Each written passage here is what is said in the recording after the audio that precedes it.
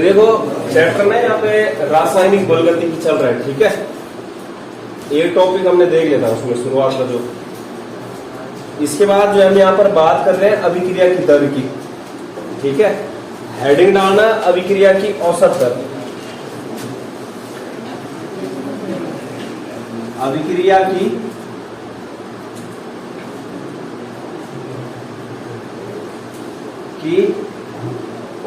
औसत दर,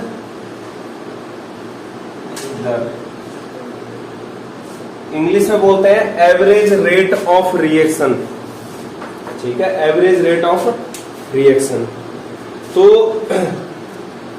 इसकी जो परिभाषा होती है किसी निश्चित समय अंतराल में अभिकारक या फिर उत्पाद के सांद्रण में जो परिवर्तन होता है, ठीक है, निश्चित समय अंतराल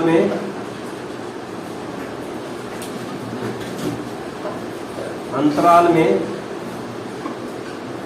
अभिकारक या फिर उत्पाद के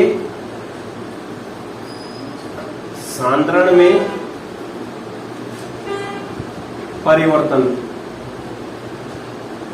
सांद्रण में परिवर्तन, ठीक है, एवरेज रेट ऑफ रिएक्शन कहलाता है, मतलब अभिक्रिया की औसत दर कहलाती है।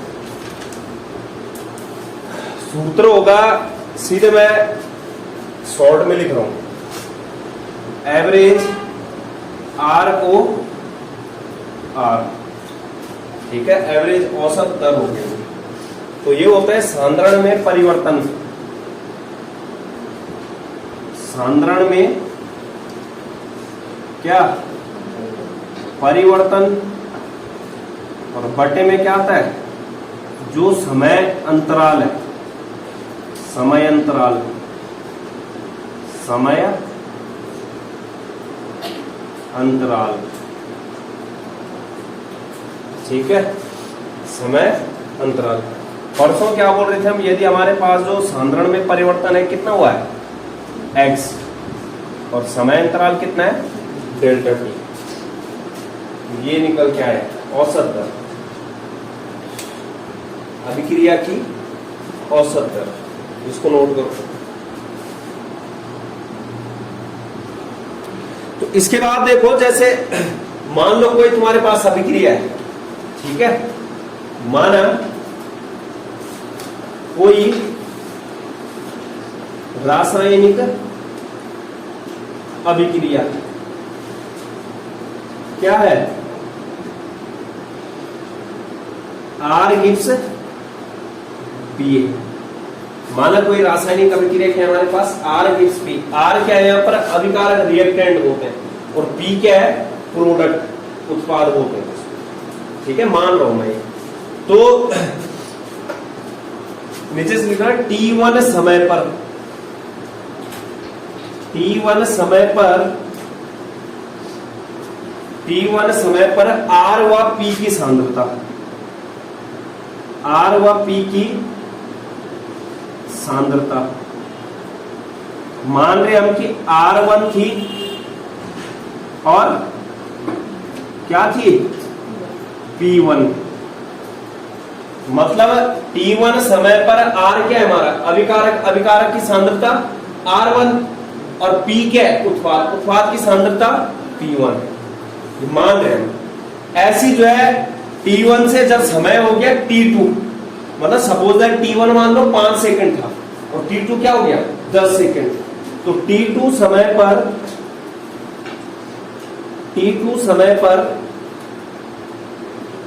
R व P की सांद्रता, R व P की सांद्रता क्या हो जाएगी, R2 और क्या P2, मतलब अभिकारक की सांद्रता R2 हो जाएगी और उत्पाद की सांद्रता P2 हो जाएगी। तो इसके बाद देखो हमने क्या बोला, जो परिभाषा है कि निश्चित समय अंतराल में अभिकारक के सांद्रण में परिवर्तन या फिर उत्पाद के सांद्रण में परिवर्तन। अब खुद बताओ, जब समय t1 से t2 हुआ तो अभिकारक के सांद्रण में परिवर्तन क्या हुआ? R1 से क्या हुआ वो? R2। जब समय t1 से t2 हुआ तो उत्पाद के सांद्रण में चेंज क्या आया? t1 से क्या हुआ? t2। तो कहने का मतलब क्या है कि यहां पर लिखना है R के सांद्रण में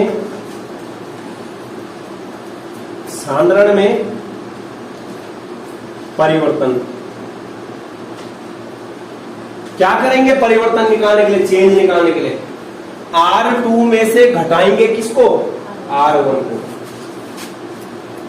सांद्रता R2 माइनस R1, और इसको डिनोट किया जाता है डेल्टा R से, डेल्टा R से। ऐसे ही P के सांद्रण में परिवर्तन, किसके? P के सांद्रण में परिवर्तन। P2 में से क्या घटाएंगे? P1, जो कि बराबर होगा किस चीज के? डेल्टा P के, डेल्टा P के। मतलब हमेशा याद रखना, जो ये त्रिभुज वाला चिन्ह है डेल्टा है, जो ये क्या बताता है? दो राशियों के अंतर को बताता है। P2 से P1 घटा, क्या लगा देना इनसे? डायरेक्ट डेल्टा लगा दे। ये डेल्टा किस चीज को बता रहा है? दो राशियों में परिवर्तन को व्यक्त करता है। जब दो राशियों में क्या होता है? अंतर देखा जाता है कि T1 से T2 में जाने पर जो है तुम्हारा अभिकारक के सांद्रण में कितने की कमी हुई। दूसरी चीज जो स्क्वायर ब्रैकेट बना रहा हूं, ये किस चीज को डिनोट कर रहे हैं? सांद्रता को। ये इस तरीके के जो एक स्क्वायर ब्रैकेट बना रहा हूं, ये क्या है? किस चीज को डिनोट करते हैं? सांद्रता। ये जो त्रिभुज बोला, ये किस चीज को डिनोट करता है? दो राशियों में अंतर, दो राशियों के डिफरेंस को, अंतर को। ठीक है, इतना नोट करो जरा। इसके बाद देखो, यदि मैं बोलूं कि समय अंतराल कितना है? T1 से कहां गया समय? T2। अगर मेरे को पूछता है कि T1 से T2 के बीच का अंतर क्या होगा? समय अंतराल। मैंने क्या बोला? अब खुद बताओ, जैसे T1 बराबर 5 सेकंड था तो T2 बराबर 2 सेकंड हो जाएगा कि समय पीछे जाएगा कि आगे जाएगा? मतलब T2 का मान क्या होगा? ज्यादा होगा। जैसे जैसे अभिक्रिया होगी टाइम क्या होता जाएगा? ज्यादा होता जाएगा। तो मतलब क्या है कि यहां पर जो समय अंतराल है, इसको थोड़ा मिटा देता हूं मैं। क्या? समय अंतराल। तो समय अंतराल कितना निकल के आएगा? T2 में से जब क्या घटाओगे, क्या माइनस करोगे? T1। ये बराबर किसके होगा? डेल्टा T के। ठीक, डेल्टा T के। तो क्या बोला मैंने? अभिकारक के सांद्रण में क्या होगी? कमी। तो पहला देखो, अभिकारक के सांद्रण में कमी की दर से अभिक्रिया की दर। अभिकारक के सांद्रण में कमी की दर से क्या निकालना है? एवरेज रेट ऑफ रिएक्शन, अभिक्रिया की औसत दर। अभिक्रिया की औसत दर क्या होएगी? अभिकारक के सांद्रण में कमी की दर से ये होगी तुम्हारे क्या? R के सांद्रण में कमी बटे समय अंतराल। अभिकारक के सांद्रण में कमी बटे समय अंतराल। अब खुद बताओ कि अभिकारक के सांद्रण में कमी कैसे? सांद्रण में जो परिवर्तन आए, मतलब R2 minus R1, R2 minus R1। दूसरी चीज क्या है कि अभिक्रिया की औसत दर अगर हम निकाल रहे हैं किसके लिए? अभिकारक के रिस्पेक्ट में, तो वहां पर साइन किस चीज का आएगा? माइनस। किस चीज का आएगा? माइनस।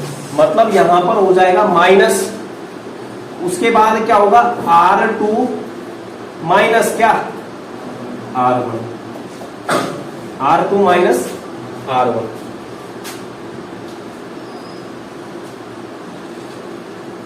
R2 minus R1। और अपोन में क्या आ जाएगा, T2 minus T1, T2 minus T1।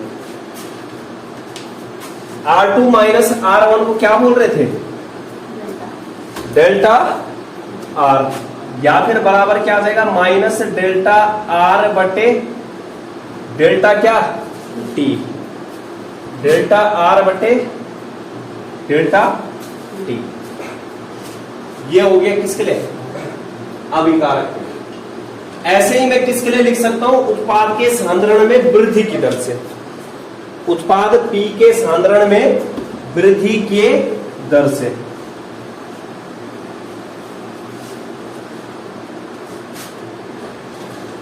उत्पाद के सांद्रण में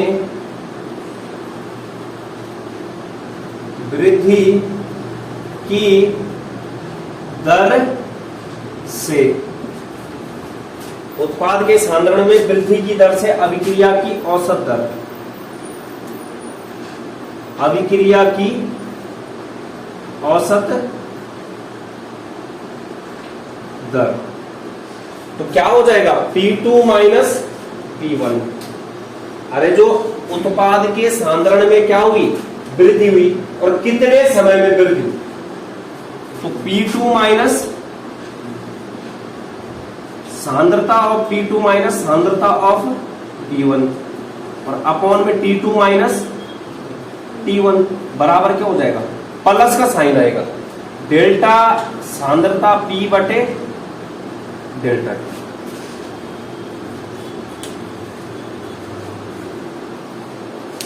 तो सीधे क्या है, यहां पर जो माइनस साइन होगा वो अभिकारक के सांद्रण में कमी को बताएगा, और जो पॉजिटिव साइन होगा वो क्या बताएगा, उत्पाद की सांद्रता में वृद्धि को।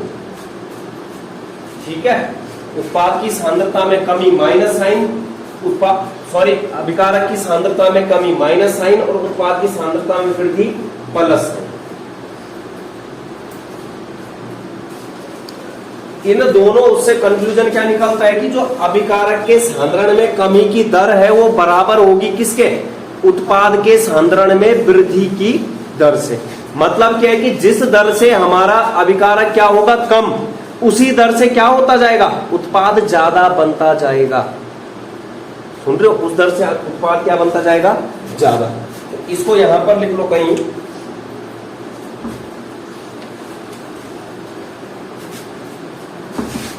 अभिकारक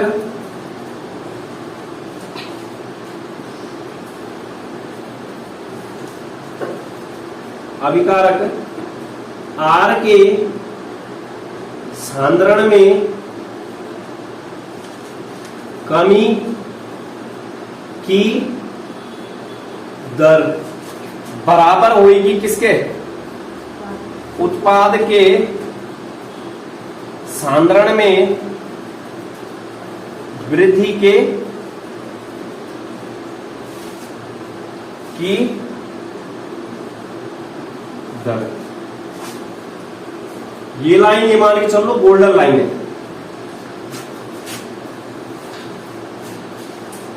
ठीक है, मतलब अब खुद बताओ, अभिकारक R के सांद्रण में जो कमी की दर आई, औसत दर कितना आया था, minus delta R upon delta T, minus delta R upon delta T बराबर होएगा किसके, delta P upon delta T के।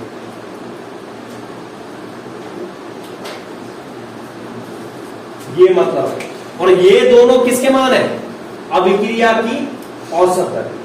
किसके मान है ये दोनों, अभिक्रिया की औसत दर,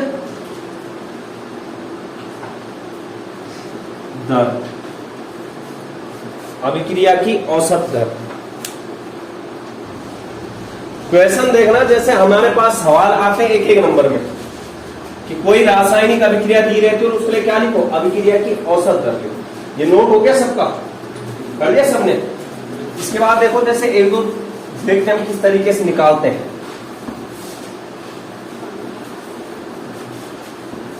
ठीक है, जैसे मेरे पास क्या है कि कोई अभिक्रिया है, A plus B gives C plus D। तो खुद बताओ अभिकारक कौन कौन सा हो गया, A और B, और उत्पाद कौन सा हो गया, C और D। अगर मुझे बोलता है कि इस अभिक्रिया के लिए क्या निकालना है, अभिक्रिया की औसत दर निकालनी, अभिक्रिया की औसत दर, सीधे R एवरेज लिखा हूं मैं, ये निकालना है अभिक्रिया की औसत दर। तो हमें पता है कि अभिक्रिया की औसत दर दो तरीकों से निकाली जाती है, एक तो अभिकारक के सांद्रण में कमी की दर से, और दूसरा क्या है, उत्पाद के सांद्रण में वृद्धि की दर से।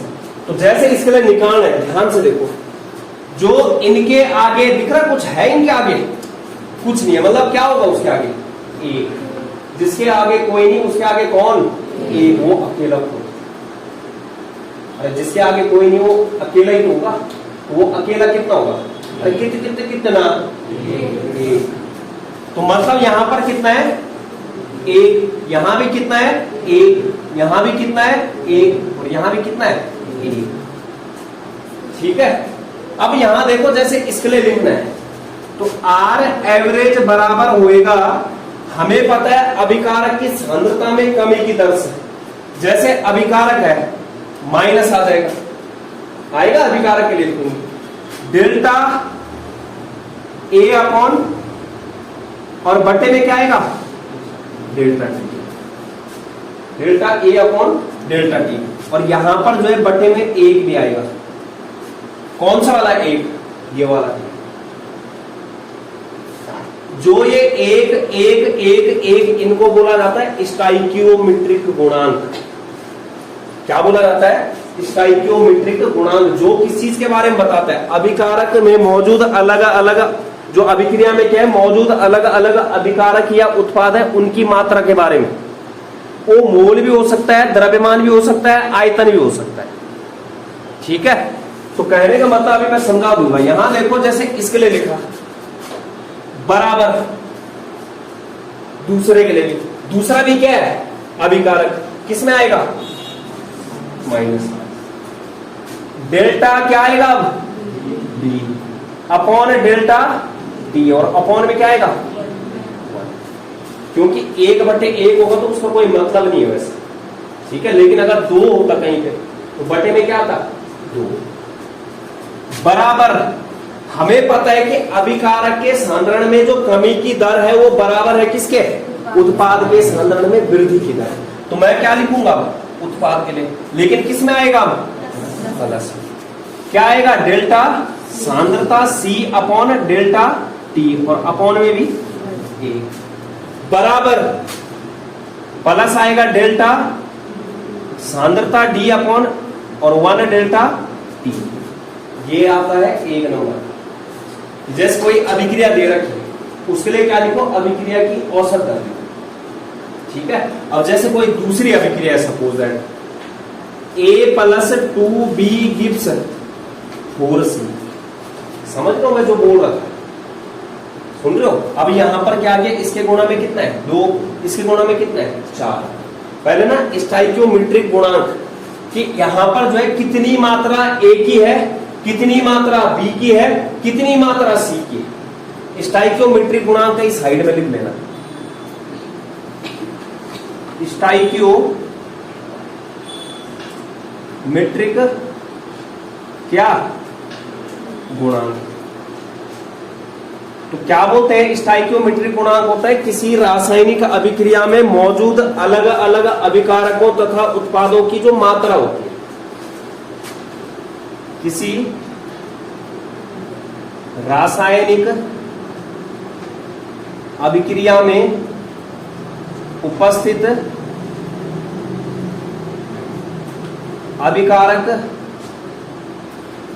अभिकारकों और उत्पादों की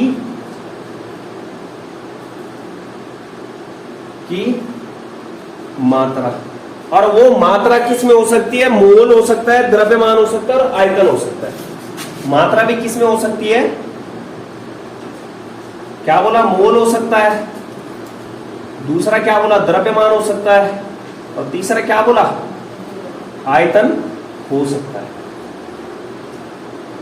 क्या हो सकता है? आयतन। इसको नोट करो पहले।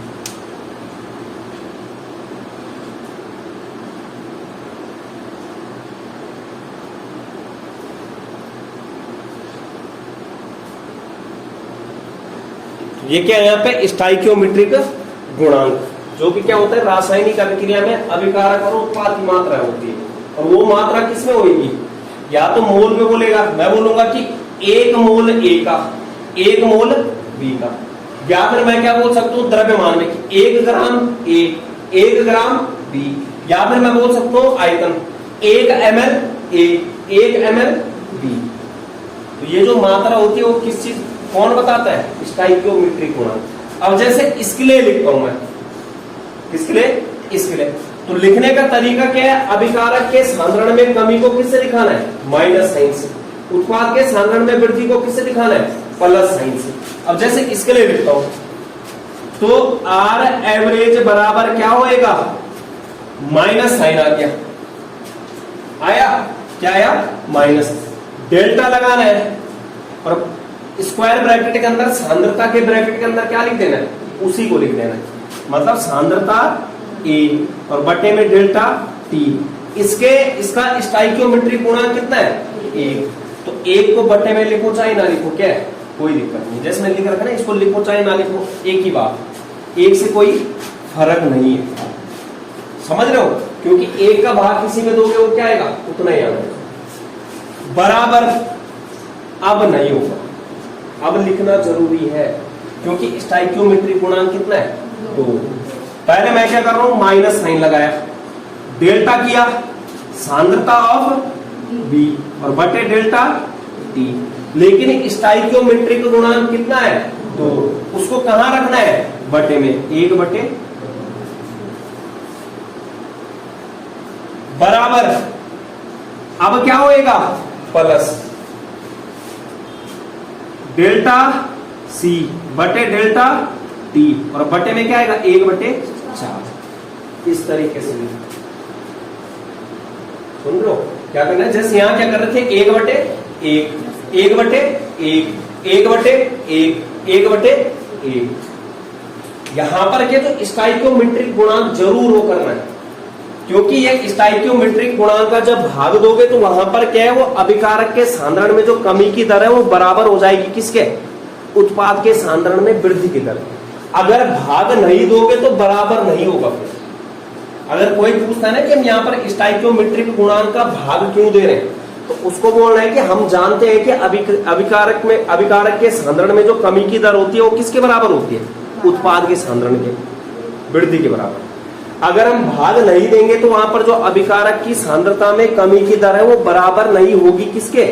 उत्पाद के सांद्रण में वृद्धि की दर। तो स्टाइकियोमेट्रिक गुणांक का भाग देने का मतलब क्या है? ताकि वहां पर अभिक्रिया की दर जो है अभिकारक के सांद्रण में कमी और उत्पाद के सांद्रण में वृद्धि के बराबर हो जाए, दोनों क्या हो जाए? बराबर।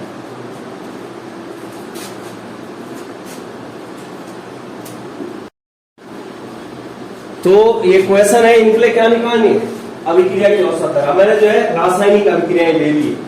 अभी तक क्या कर रहे थे हम? ऐसे मानने वाली अभिक्रियाएं ले रहे थे, A + B इस तरीके से। अब क्या है? रासायनिक अभिक्रियाएं ले लिए। सेम तरीका है, ठीक है? तरीका क्या है? सेम। अभिकारक के सांद्रण में क्या होगी? कमी। तो जैसे पहली के लिए देखना, आर एवरेज बराबर क्या आएगा? माइनस साइन आएगा। उसके बाद क्या लिखेंगे? डेल्टा। सांद्रता किसकी? सी और बटे में क्या आ जाएगा? Delta T. दूसरा इसका स्टाइकियोमेट्रिक गुणांक कितना है? 1। तो उसको लिखो चाहे मत लिखो, कोई दिक्कत नहीं। लिख भी रहे हो तो कोई दिक्कत नहीं, लो 1 बटे 1। 1 का भाग 1 में दोगे क्या आएगा? उतना ही। बराबर दूसरा अभिकारक क्या है? Cl2। माइनस साइन आएगा और डेल्टा Cl2 और अपॉन में डेल्टा T। इसका स्टाइकियोमेट्रिक गुणांक कितना है? 1। तो 1 बटे 1 बराबर। अब किसकी बारी है? उत्पाद की। किसमें आएगा? प्लस में, CO Cl2 और अपॉन में डेल्टा टी और 1/1। ये पहले क्वेश्चन के लिए। इसी तरीके से अन्य क्वेश्चन के लिए खुद करो, आसान है, कोई दिक्कत नहीं। सुन रहे हो? इसी तरीके से करना है। इस तरीके से लास्ट वाले के लिए लिखो तो खुद 3 मैंने लिख दिए, लिख लेना इसके लिए। इसके बाद देखो अभिक्रिया की तात्क्षणिक दर है। क्या है? अभिक्रिया की तात्क्षणिक दर। तो हेडिंग डालना अभिक्रिया की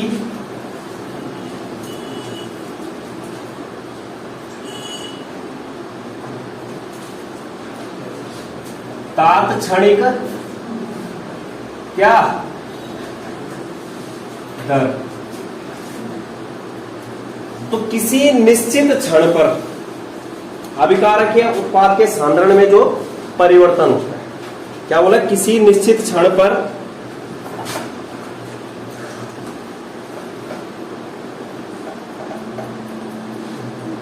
किसी निश्चित क्षण पर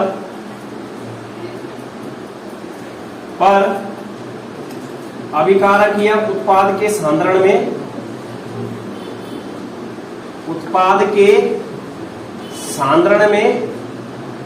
परिवर्तन की क्या दर, परिवर्तन की दर।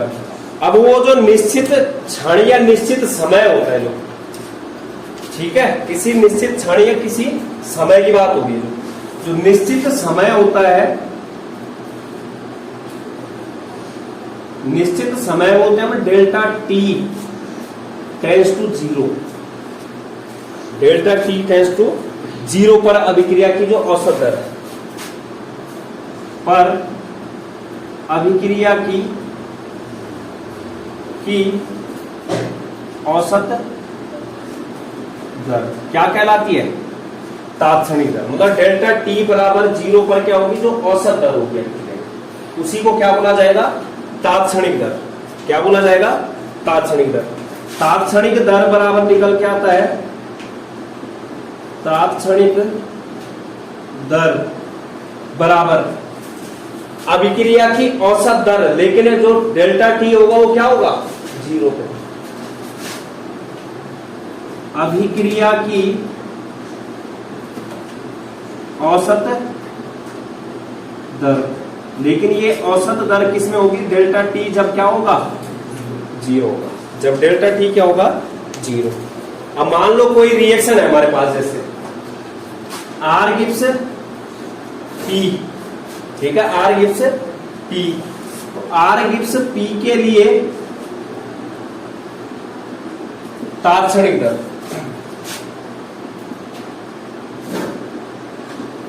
तात्क्षणिक दर। तो तात्क्षणिक दर किस तरीके से लिखोगे? वही औसत दर लिखनी है अभिक्रिया की। अब इसके लिए लिखोगे तो क्या आएगा? Minus delta R upon delta T. लेकिन ये किस पर होगा? जब हमारा डेल्टा टी क्या होगा? 0। बस यही अंतर। दूसरा, अगर दूसरे तरीके से लिखना चाह रहे हो क्या? तात्क्षणिक दर, तो बराबर होगा plus delta P upon delta T. लेकिन किस पर? जब डेल्टा टी क्या होगा?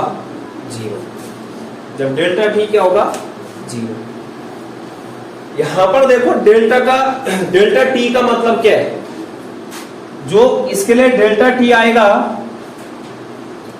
डेल्टा टी बहुत सूक्ष्म क्या होना चाहिए?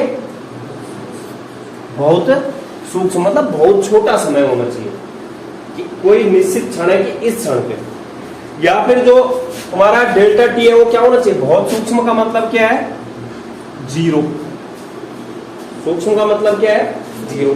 या फिर तुम्हारा जो है जो डेल्टा टी है वो किसके बराबर होएगा? dt। मतलब अब यहां पर देखो बहुत बड़ी चीज बता रहा हूं कि जो त्रिभुज का चिन्ह था उसकी जगह पे क्या लगा देना है? d। जो ये डेल्टा का साइन था उसकी जगह पे क्या लगा देना है? d। क्या निकल के आ जाएगा? अभिक्रिया की तात्क्षणिक दर। जैसे मेरे लिए r गिव्स p के लिए निकालना है, तो r गिव्स p के लिए तात्क्षणिक दर अगर निकालूंगा किसके लिए? R gives P. मैंने क्या बोला, जहां पर हम अभी तक त्रिभुज बना रहे थे वहां पर क्या करना है? डी लिखना है। मतलब इसके लिए लिखूंगा अगर तो माइनस आएगा और 1/, क्या आएगा? 1, क्योंकि आर के आगे कितना है? 1, 1/1। और त्रिभुज की जगह क्या लिखना है? D. D R upon,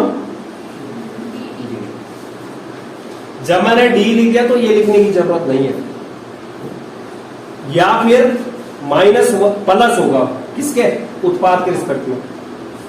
D सांद्रता पी अपॉन डी, ये तरीका। और इसी तरीके से होना है, इस तरीके से, इस वाले से। क्या बोला? अगर तात्क्षणिक दर तो क्या लिखना है? डी, ठीक है। अगर औसत दर तो क्या लिखना है?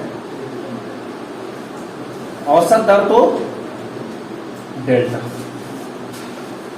बाकी सेम, ये बीच का अगर नहीं हो रहा तो कोई दिक्कत नहीं है, लेकिन ये ध्यान रखना है कि औसत दर में त्रिभुज बनेगा और तुम्हारा तात्क्षणिक दर में डी बनेगा। अभिकारक के लिखो, अभिकारक के लिए लिखोगे तो माइनस साइन, उत्पाद के लिए लिखोगे तो प्लस साइन। सबके बटे में क्या आएगा? समय। ऊपर क्या आएगा? अभिकारक या उत्पाद की सांद्रता। ठीक है, इस तरीके से औसत दर और तात्क्षणिक दर है।